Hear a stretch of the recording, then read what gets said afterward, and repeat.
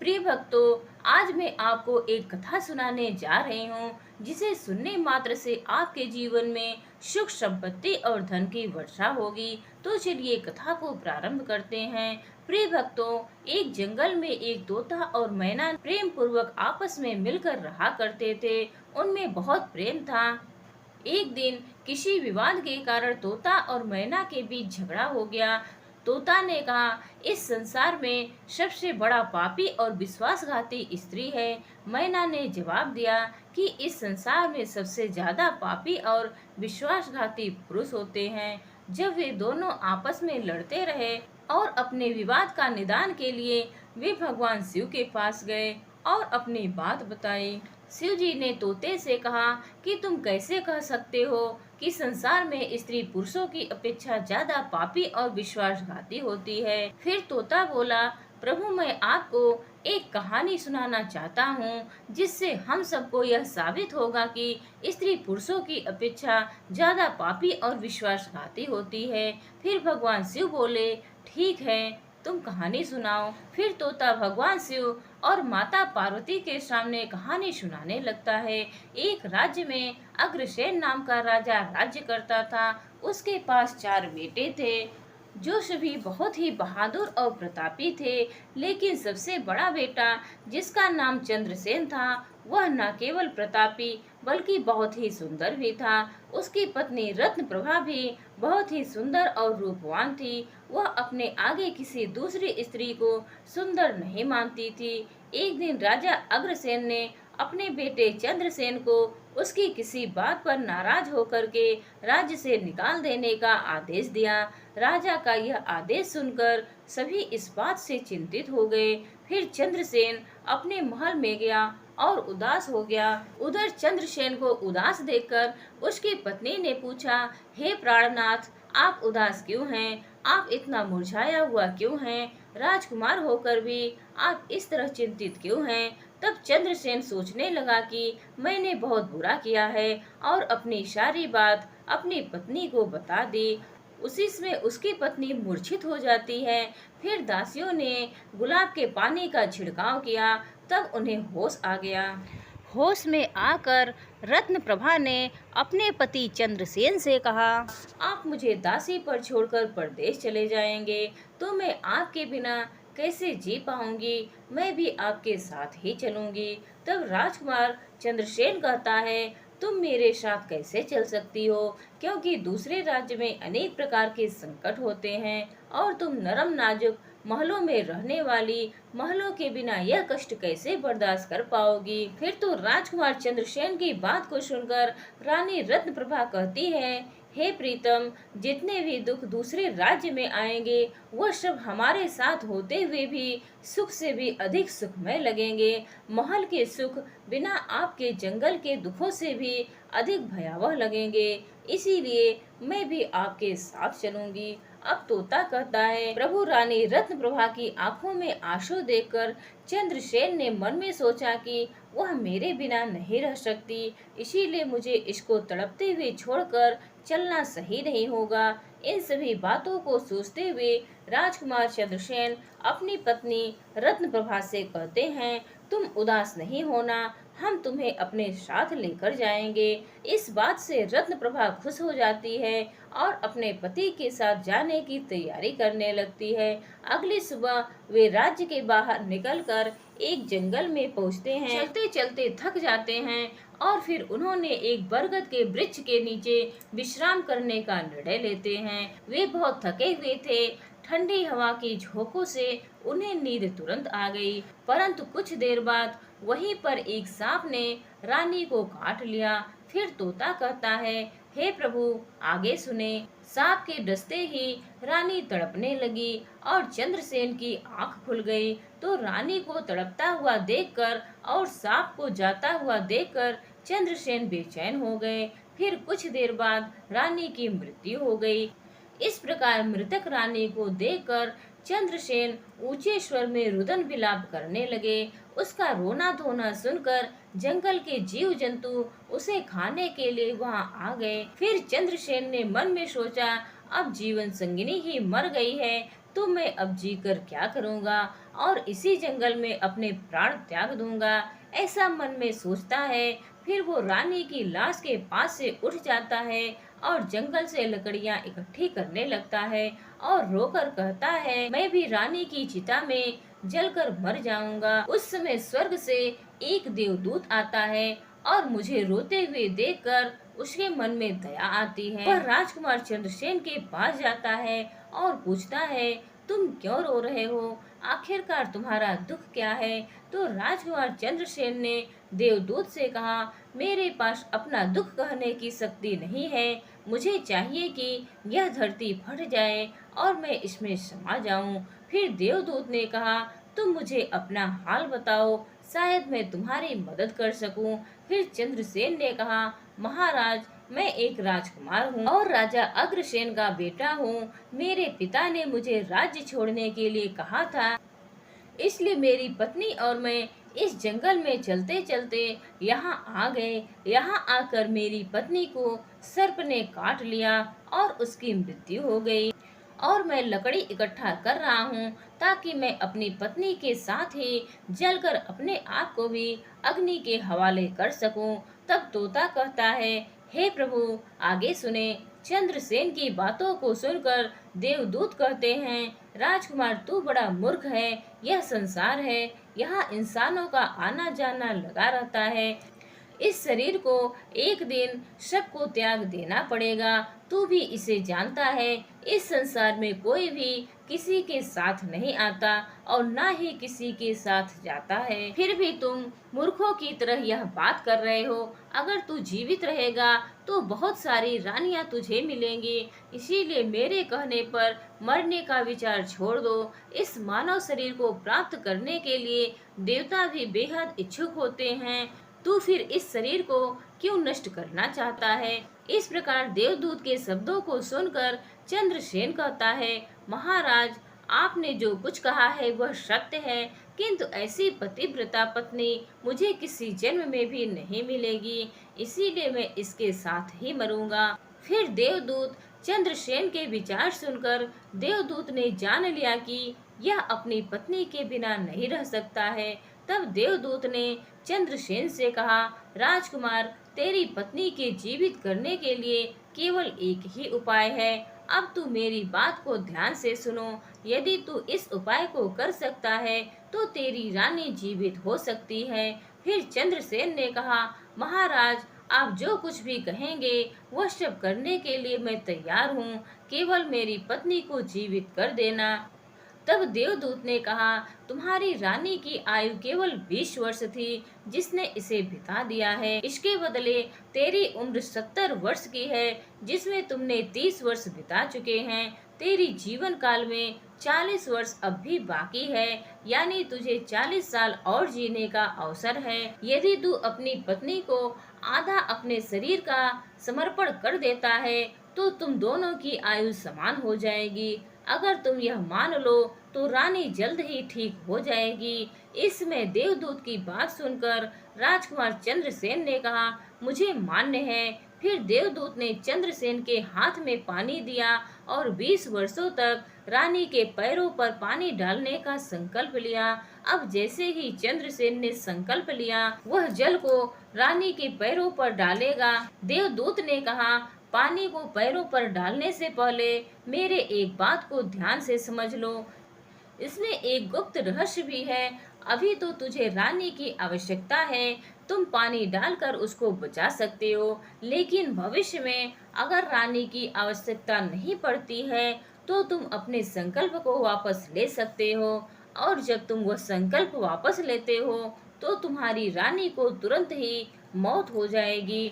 परंतु एक बात हमेशा याद रखना, इस संकल्प को कभी वापस ना लेने की बात रानी से कहना मत, वरना तुम अपने संकल्प को वापस नहीं ला सकोगे। हमेशा याद रखना, जीवन में कुछ बातें हमेशा छिपा कर रखनी चाहिए, क्योंकि कभी कभी यह बातें काम आ सकती हैं। फिर तो ऐसा कहकर वे देवदूत वहां से अंतर ध्यान हो गए और फिर राजा ने रानी के पैरों पर पानी डाला और पानी डालते ही रानी जीवित हो उठी। तब चंद्रसेन रानी से कहता है, आप सो गई थी, मैंने आपको नहीं जगाया। फिर चंद्रसेन कहने लगा, तुम बहुत थकी हुई थी, इसलिए मैंने तुम्हें नहीं जगाया। इस प्रकार राजकुमार चंद्रसेन ने अपनी रानी से सारी बातें छिपा दी कि सर्प ने तुम्हें काट लिया था और तुम मर गई थी। मैंने तुम्हें फिर जीवित कैसे किया है, यह सब राजकुमार ने अपनी पत्नी से छिपा लिया। फिर तोता बोला, प्रभु फिर वह दोनों आगे बढ़ गए। कई दिनों बाद उन्होंने एक बहुत ही सुंदर स्थान देखा। वहाँ पर एक फकीर की कुटिया थी। जब वे वहाँ पहुँचे तो उन्होंने देखा कि एक सुंदर युवक फकीर हुक्का पी रहा था। वे दोनों बहुत ही थके हुए थे, इसीलिए वे फकीर के पास बैठ गए।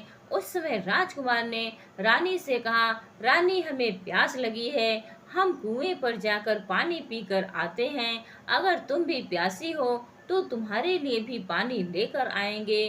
तब राजकुमार की बात को सुनकर रानी ने कहा, मुझे तो प्यास नहीं लगी है, आप जाइए पानी पीकर वापस आइए। इसके बाद रानी का जवाब सुनकर राजकुमार चंद्रसेन एक लंबी रस्सी लेकर कुएं की ओर जा रहे हैं। चंद्रसेन पानी पीने पहुँचे तो राजकुमारी रत्नप्रभा उस फकीर की ओर देख रही हैं। रत्नप्रभा फकीर की सुंदरता को देखकर उस पर मोहित हो गई। अब वो फकीर से कह रहे हैं, फकीर साहब आप यहाँ बहुत खुशी से रहते हैं।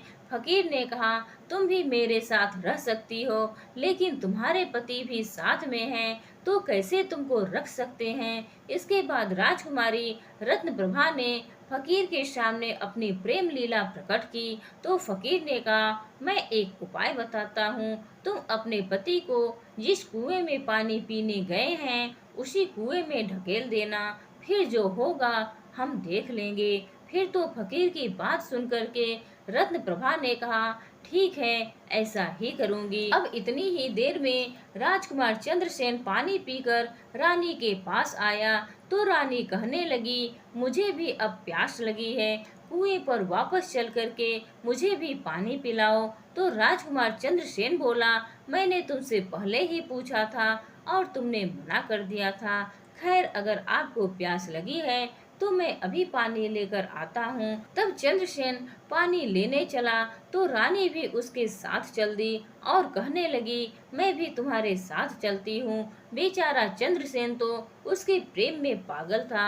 उसको क्या मालूम था कि यह मेरे प्राण लेने के लिए मेरे साथ आ रही है। प्रिय भक्तों, वास्तव में विद्वान सच कहते हैं कि स्त्रियों के चरित्र को देवता भी नहीं जान सकते। मानव क्या चीज है, उसके जाल में अच्छे बुद्धिमान भी फंस जाते हैं। जब राजकुमार चंद्रसेन कुएं पर जाकर पानी भरने के लिए डोल भरता है तो रानी ने अपने पति यानी राजकुमार चंद्रसेन को धक्का देकर कुएं में गिरा देती है और खुद फकीर के साथ चली जाती है। वह फकीर रानी को अपने साथ ले जाकर एक राज्य में बस जाता है। वहाँ दोनों खुशी खुशी रहने लगते हैं। फकीर ने फिर रानी को ऐसा नाचना और गाना सिखाया कि वह नृत्यांगना के रूप में मशहूर हो गई। धीरे धीरे वह राजकुमारी पूरे नगर में प्रसिद्ध हो गई। इस तरह रानी के नृत्य और गीत के कारण उस फकीर के पास लाखों रुपए बन गए। रानी भी उस फकीर के साथ मस्ती से रहने लगी थी। जिस समय रानी ने अपने पति चंद्रसेन को कुएं में ढकेल दिया था, तब संयोग से एक जंजीर जो कुएं में लटकी थी उसे पकड़ लिया था। चंद्रसेन ने उसको पकड़ा और कुएं में लटकता रहा। ईश्वर को याद करते हुए वह सोचने लगा, क्या यही मेरे प्यार की सजा है। और कुछ समय बाद बंजारों का एक काफिला वहां आया। काफिले में से एक बंजारा डोल लेकर कुएं का पानी भरने लगा। जब उसने पानी में डोल डाला तब चंद्रसेन ने उसका डोल हाथ से पकड़ लिया। बंजारा यह देखकर चौंक गया और पूछा, तुम कौन हो। राजकुमार चंद्रसेन ने कहा, भाई मैं आफत का मारा हुआ हूँ, मुझे यहाँ से निकालो और मेरी जान बचाओ। मैं सारी जिंदगी आपके उपकार को नहीं भूलूंगा। और ऐसा कह करके राजकुमार बंजारे से प्रार्थना करने लगा। फिर तो राजकुमार चंद्रसेन के दुख को देखकर उस बंजारे को उस पर दया आ गई और उसने चंद्रसेन को कुएं से बाहर निकाल लिया और फिर पूछा, भाई तुम कौन हो, तुम इस कुएं में कैसे गिरे? तुम मुझे अपना हाल बताओ। तब चंद्रसेन ने कहा, भाई मैं अपना हाल आपसे कैसे कहूँ? जो मुश्किलें मेरे साथ हुई हैं, भगवान ना करे किसी के साथ ऐसा हो। फिर चंद्रसेन ने कहा, यदि तुम मुझसे जानना ही चाहते हो तो मैं आपको अपनी कहानी सुनाता हूँ। मैं एक राजकुमार हूँ। मेरे पिता ने मुझे राज्य से निकाल दिया था, इसीलिए मैं अपनी प्रिय पत्नी के साथ इस जंगल में पहुँच गया। मेरी पत्नी और मैं एक दूसरे से बहुत प्यार करते थे। जंगल में एक सांप ने मेरी पत्नी को काट लिया, जिससे उसकी मृत्यु हो गई।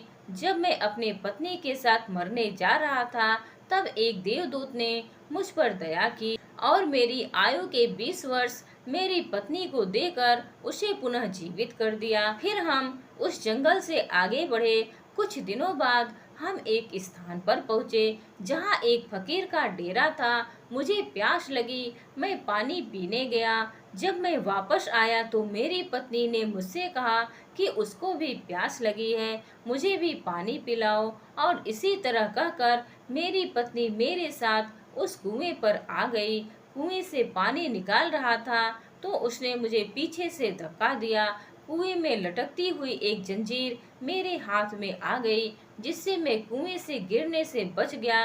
और फिर जब आप आए तो मैं आपको आवाज दी, जिसके बाद आपने मुझे कुएं से बाहर निकाल दिया। अब तोता बोला, प्रभु इस प्रकार राजकुमार चंद्रसेन ने दुखी मन से सारा हाल उस बंजारे से कह दिया और फिर अपनी व्यथा सुनाकर चंद्रसेन चुप हो गए। उधर बंजारा ने उसकी बात को सुना और रानी की करतूत सुनकर दुखी होकर कहा कि स्त्रियों का चरित्र भगवान भी नहीं समझ सकते, मनुष्य कैसे समझ सकता है। ऐसे कहकर बंजारा ने चंद्रसेन के सिर पर हाथ फेरा और कहा, तुम चिंता मत करो, भगवान बड़े दयालु हैं, वह तुम्हारी सहायता करेंगे।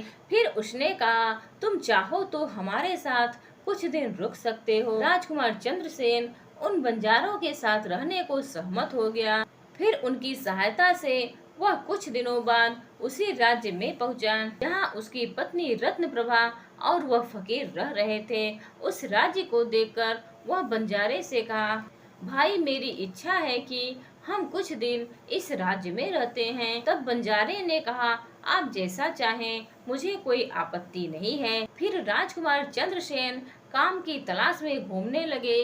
कुछ दिनों बाद राजकुमार की मेहनत परिश्रम देखकर उसे एक व्यापारी ने अपने पास नौकरी पर रख लिया।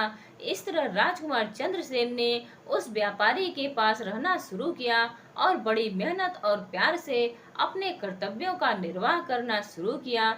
यह देखकर उस व्यापारी ने चंद्रसेन को बड़ा सम्मान दिया और उसे अपने यहाँ का मुनीब बना दिया। और इस तरीके से राजकुमार चंद्रसेन के दिन बड़ी खुशी खुशी गुजरने लगे। अब एक दिन नगर के राजा के यहाँ रत्नप्रभा के नृत्य का आयोजन था। राजा ने उस शहर के सभी बड़े व्यापारी और सेठों को अपने यहाँ नृत्य देखने के लिए आमंत्रित किया। जब राजकुमारी रत्नप्रभा का नृत्य होने वाला था, शहर के सभी व्यापारी और सेठ साहूकार राजा के यहाँ पहुँच गए। चंद्रसेन जो रानी के नृत्य और गायन की प्रशंसा सुनता था, उसने भी सोचा कि मुझे इस नृत्य को देखना चाहिए। उसने भी राजा के दरबार में सेठ के साथ वहां पहुंच गया। रानी ने अप्सरा के समान नृत्य किया और उनकी सुरीली आवाज ने कई सुंदर रागों को प्रस्तुत किया। उनके रागों को सुनकर महफिल के सभी लोग आश्चर्य में आ गए और सभी बहुत सारे इनाम दिए। इसके साथ ही राजा से लेकर प्रजा तक सभी ने उनकी प्रशंसा की। राजकुमार चंद्रसेन ने अपने हाथ की अंगूठी उठाई जिसमें हीरा जड़ा हुआ था और फिर वह उसे उतार कर रानी रत्नप्रभा को भेंट कर दी। इसके बाद रानी रत्नप्रभा ने अंगूठी को पहचान लिया और मन ही मन में कहने लगी, यह तो बड़ा आश्चर्य हो गया, मेरा पति जिंदा है और यहाँ पहुँच गया है, अब वह मुझे नहीं छोड़ेगा, इसीलिए मुझे कुछ ऐसा करना चाहिए जिससे वह मारा जा सके। उसने मन में सोचा, अब मैं यहाँ के राजा को एक सुरीली गाना और नृत्य करके दिखाऊंगी जिससे वे खुश होकर मुझे कुछ मांगने के लिए कहेंगे। तब मैं राजा के आदेश से उन्हें मरवा दूंगी। इसके बाद राजकुमारी रत्नप्रभा ने एक सुरीली गाना और नृत्य को सुनाया। रानी की इस बसंत की बहार को सुनकर राजा खुश हो गया और वह रत्नप्रभा से बोले, मैं तुम पर बहुत प्रसन्न हूँ, बोलो तुम क्या मांगती हो।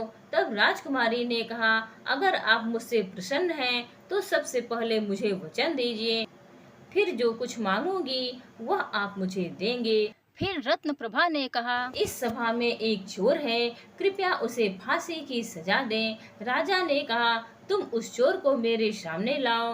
रानी ने उसका हाथ पकड़ा और उसे राजा के सामने ले गई। राजा ने अपने सैनिकों को आदेश दिया कि उस चोर को जल्लादों के पास ले जाओ और उस चोर को फांसी पर चढ़ा दो। इसी बीच चंद्रसेन का सेठ भी वहां पहुंचा। वह डर कर चंद्रसेन के पास गया और पूछा, तुमने क्या चुराया इस नृत्यांगना का, जिसके कारण वह तुझे मारना चाहती है।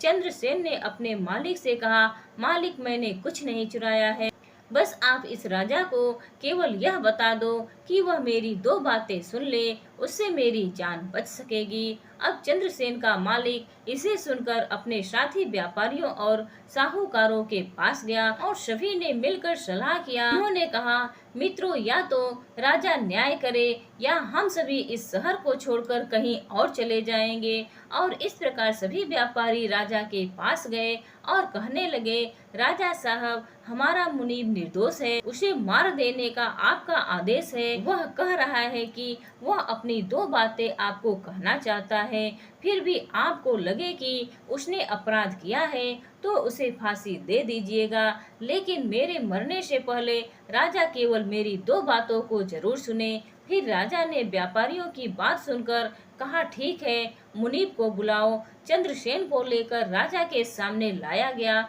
और राजा ने कहा, तुम जो कुछ कहना चाहते हो वो मेरे सामने कहो। तब राजकुमार चंद्रसेन ने कहा, महाराज, मैंने क्या दोष किया है जिसके कारण आपने मेरी हत्या का आदेश दे दिया है। फिर उसकी बात को सुनकर राजा ने कहा, तू इस नृत्यांगना का चोर है। तो चंद्रसेन ने कहा, नहीं महाराज, मैं इस उल्टा स्त्री का पति हूँ, जिसने मुझे कुएं में ढकेल कर एक फकीर के साथ चली आई है। राजकुमारी रत्नप्रभा ने समझ लिया कि बात बिगड़ रही है। तब राजा से कहती है, महाराज, मैं उल्टा हूँ, यह झूठ बोल रहा है। यह कौन है? मैं इसे जानती तक नहीं, यह तो मेरा चोर है, मैं सिर्फ इतना ही जानती हूँ। फिर राजकुमार चंद्रसेन ने कहा, महाराज ठीक है, अगर यह मेरी पत्नी नहीं है तो वह सब कुछ जो मैंने रास्ते में छोड़ा था वह मेरी अमानत के रूप में वापस कर दे। राजकुमार ने अपनी अमानत को लौटाने की बात की तो राजकुमारी चंद्रप्रभा ने इसे स्वीकार कर लिया। तब चंद्रसेन ने कहा, अच्छा, अब तुम अपने हाथों में पानी लो, हमारा न्याय इसी सभा में होगा।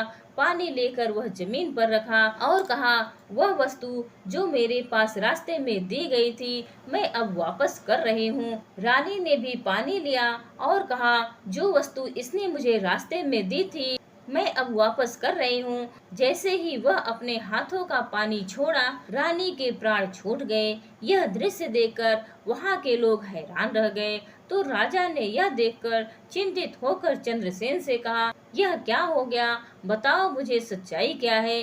तब राजकुमार चंद्रसेन ने अपनी कहानी शुरू की, अपने जीवन की सब घटनाओं को खुलकर बताते हुए उसके देश निकाले जाने से लेकर अब तक के सभी घटनाओं को सुनाया। राजा ने सब कुछ सुनकर चंद्रसेन को अपने गले लगा लिया और अपने बेटी की शादी चंद्रसेन से कर दी। तोता ने कहा, प्रभु, मैंने इस कहानी को सुना है, इसीलिए मैं भी स्त्रियों से घृणा करता हूँ और मैं यह कह सकता हूँ कि इस संसार में स्त्रियाँ पुरुषों से अधिक पापी और विश्वासघाती होती हैं।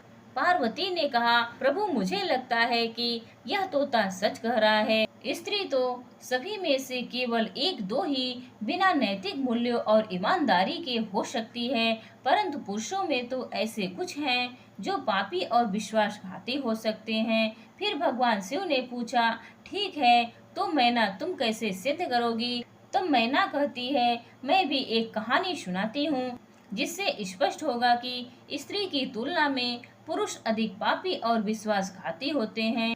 एक गांव में एक परिवार रहता था जो बहुत ही धनवान था और उस धनवान सेठ का बेटा एक अद्भुत प्रकार का व्यक्ति था। सेठ का बेटा इतना जुआरी था कि सेठ उसके बारे में सोचते सोचते परेशान रहता था। एक दिन उनका बेटा जुआ खेल रहा था। उसी दिन उसके पिता का निधन हो गया। फिर भी वह जुआ खेलना बंद नहीं किया, लेकिन पिता की मृत्यु के बाद वह खुल के जुआ खेलने लगा और सब कुछ हार गया। फिर वह अपने गांव से दूर चला गया और एक सेठ के घर पहुंचा और सेठ से बोला, मुझे बहुत प्यास लगी है, मुझे एक गिलास पानी मिलेगा।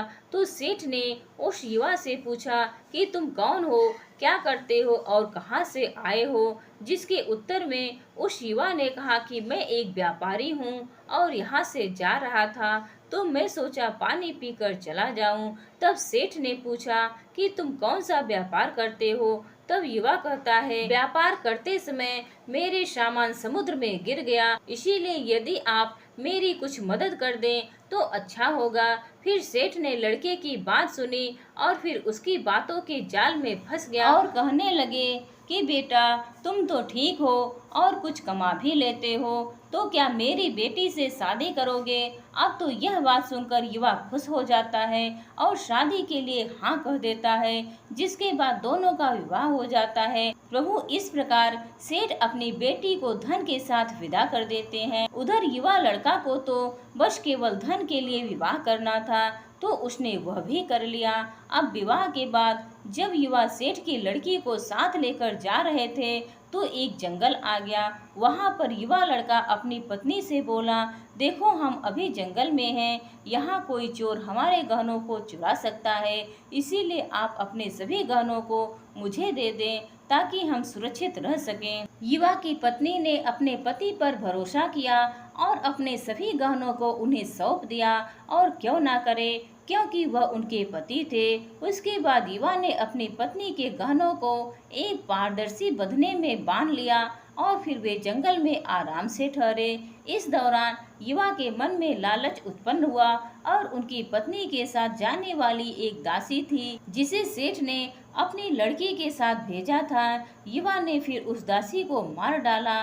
फिर उसने अपनी पत्नी को एक कुएं में गिरा दिया और मन में यह विचार किया कि मैंने इसके साथ सिर्फ पैसों के लिए शादी की थी, मेरे पास पैसे मिल गए और उसने सोचा कि वह पानी में डूबकर मर जाएगी। इस तरह सोचकर वह युवा वहां से चला गया, लेकिन उसकी पत्नी मरी नहीं और वह कुएं से बाहर निकलने के लिए आवाज देती रही।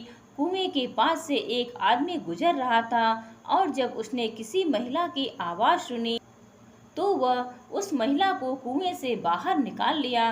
फिर कुएं से बाहर निकलने के बाद महिला ने अपनी सारी जानकारी उस व्यक्ति को दी और उस व्यक्ति ने महिला को उसके पिता के घर पहुंचा दिया। जब वह महिला पिता के घर पहुंची तो उसके पिता ने पूछा, तुम्हारे साथ क्या हुआ।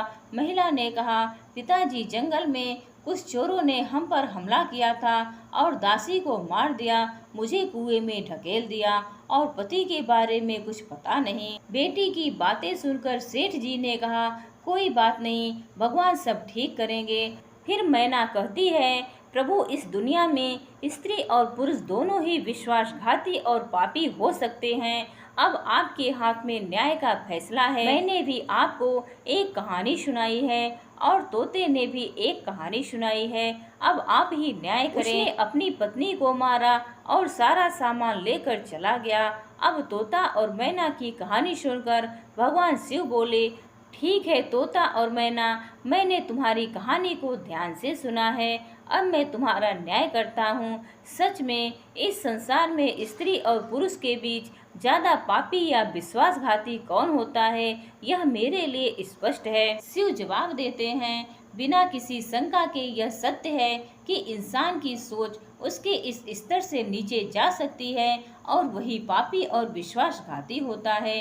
चाहे वह स्त्री हो या पुरुष, इंसान को किसी भी प्रकार के पाप करने से पहले यह सोचना चाहिए कि क्या वह सही है या नहीं। पापी और विश्वासघाती होने की कोई जात नहीं होती, वह इंसान की सोच और कृत्यों का परिणाम होता है। प्रिय भक्तों, वास्तव में इंसान की सोच उसके स्तर से नीचे जा सकती है और यही पापी और विश्वासघाती बना देता है। प्रिय भक्तों, इस कहानी को बोलते समय अगर कोई त्रुटि हुई हो तो मैं क्षमा चाहती हूँ। उम्मीद है आप सभी को ये वीडियो पसंद आई होगी। हर हर महादेव।